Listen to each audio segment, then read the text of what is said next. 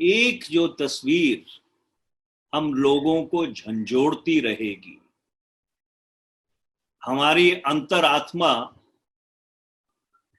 को ठेस पहुंचाती रहेगी, वो तस्वीर है हमारे प्रवासी भाई बहनों की, जो हजारों किलोमीटर पैदल बगैर किसी सहायता के अपने घर पहुंचने की आज भी चेष्टा कर रहे हैं।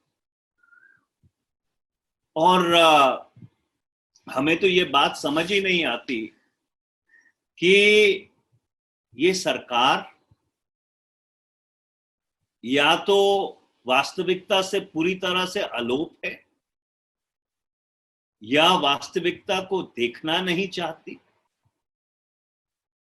वित्त मंत्री ने कहा कि हमें बहुत पीड़ा होती है उन प्रवासी भाई बहनों को सड़क पे चलते हुए देखकर।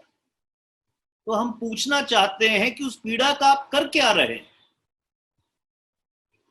23 मार्च को आपने लॉकडाउन की घोषणा की, 28 मार्च को वो लॉकडाउन टूट गया,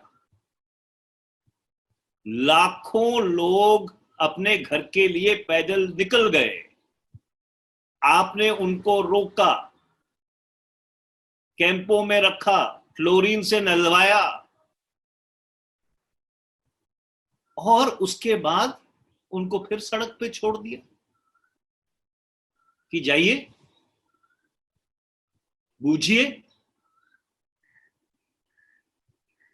अगर आज 1947 के बाद जब भारत का विभाजन हुआ था, जो मानवीय संकट उत्पन्न हुआ था उस विभाजन के कारण कि जनसंख्या का अदल बदल हुआ था, या 1971 में जब पूर्वी पाकिस्तान में पश्चिमी पाकिस्तान की फौज अत्याचार कर रही थी और उसके कारण 10 लाख शरणार्थी भारत भाग के आए,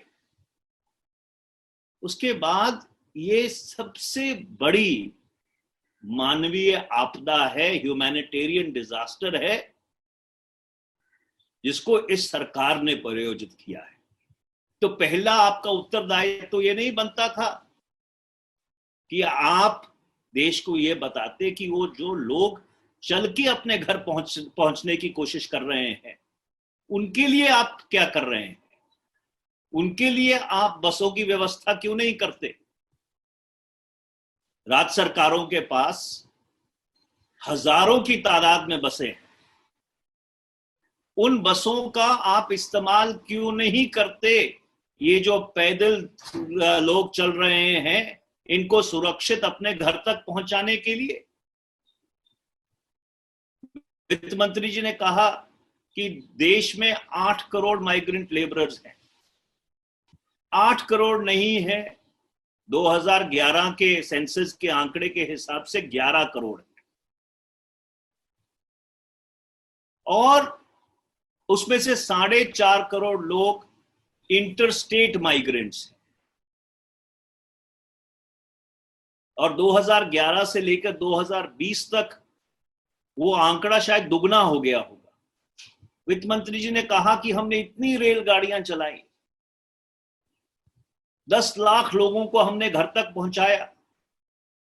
अगर 11 करोड़ में से हम मान लें कि आधे लोग वहीं टिक गए जहां पे वो थे, फिर भी 5.5 करोड़ लोग बनते हैं। तो आपने 10 लाख लोगों को 5.5 करोड़ लोगों से घर पहुंचाया, तो ही लाखों लाखों लोग सड़कों पर चल रहे हैं, गाड़ियों के नीचे, रेलगाड़ियों के नीचे कुचले जा रहे हैं। तो क्या आपका उत्तरदायित्व तो नहीं बनता था कि सबसे पहले आप उनके घर पहुंचाने की व्यवस्था करते, देश को ये बताते कि हाँ, रेलगाड़ियों से ये संभव नहीं है, हम सरकारी जितना साधन है उस साधन का, सारे साधन का उपयोग करके उनको सुरक्षित घर पहुंचाएंगे। आपको हमारे वीडियोस पसंद आए तो प्लीज़ लाइक करें, सब्सक्राइब करें और शेयर करें।